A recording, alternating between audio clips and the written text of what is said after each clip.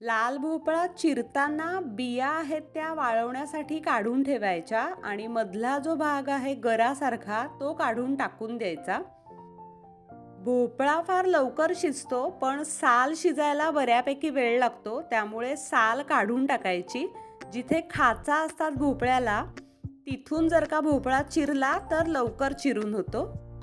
भोपळ्याची भाजी करताना फोडणीत मेथ्या आणि लसणीच्या पाकळ्या थोड्याशा ठेचून घालायच्या, त्यामुळे भाजीला फार छान चव येते.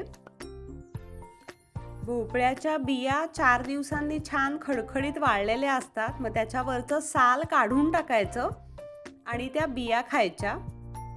बियांची सालं काढण्याचं काम जर का फार कंटाळवाणं वाटत असेल तर सरळ मिक्सरमधनं पाण्याबरोबर बारीक वाटायच्या आणि ते पाणी गाळून आमटी, रस्सा भाजी किंवा सूपमध्ये घालायचं.